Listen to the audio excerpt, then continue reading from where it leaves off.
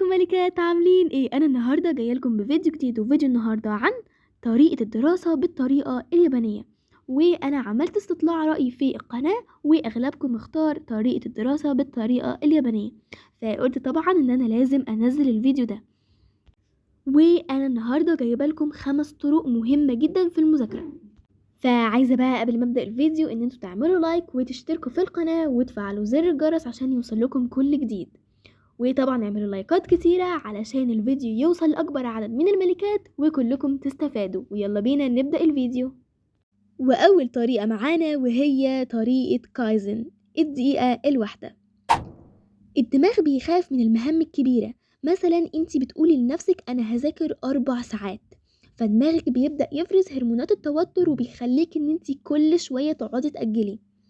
التطبيق، قولي لنفسك انا هذاكر المادة دي لمدة دقيقة واحدة بس. النتيجة بقى ان بمجرد ما انت ما تبدأي هيكسر دماغك حاجز الخوف، وهتلاقي نفسك استمريتي لمدة ساعة.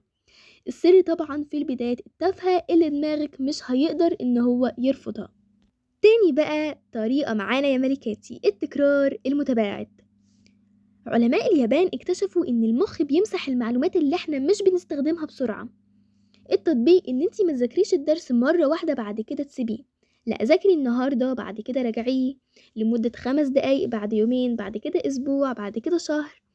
النتيجة ان الطريقة دي هتنقل المعلومة من الذاكرة المؤقتة للذاكرة طويلة المدى او الذاكرة الدائمة، وهتخليها زي اسمك بالظبط.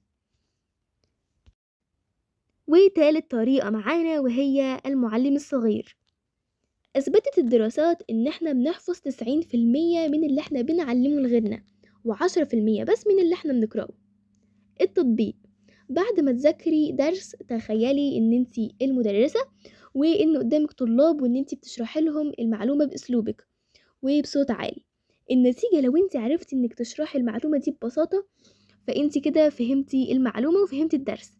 لكن لو انتي في حاجات لسه مش عارفة تشرحيها، انتي كده هتبقي عرفتي ايه الحاجات اللي انتي لسه محفظتهاش حلو، فروحي احفظيها وارجعي اشرحي تاني.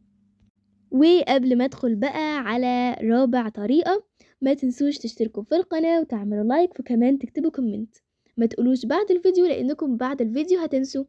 ويلا نكمل.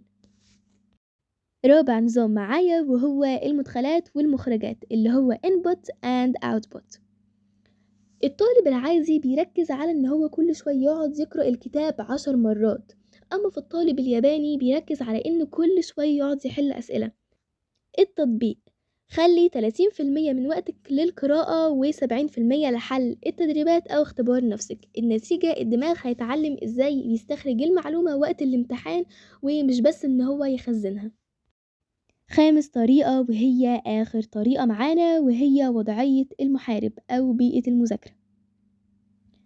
ممنوع المذاكرة على السرير لأن الدماغ هيربطه بالنوم. المذاكرة دايما بتكون على مكتب منظم وإضاءة قوية، ولازم يا ملكاتي التليفون يكون في أوضة تانية. يعني مش وقت المذاكرة التليفون يبقى جنبكم، لا خلوه في أوضة تانية بعيدة عنكم خالص. النتيجة بقى ان انتي هتعرفي تركزي في مذاكرتك، فطبعا هيرتفع التركيز تلقائي. ودول يا ملكاتي اهم 5 طرق اليابانيين بيستخدموهم للمذاكرة. فانتوا دلوقتي اكتبوا تعليق وارجعوا له بعد اسبوع وقولوا تجربتكم كانت عاملة ازاي، وهل في حاجة اتحسنت في المذاكرة ولا لا. وقولوا لي في الكومنتات عايزين طرق ايه تانية للمذاكرة عشان اعملها لكم في الفيديو اللي جاي.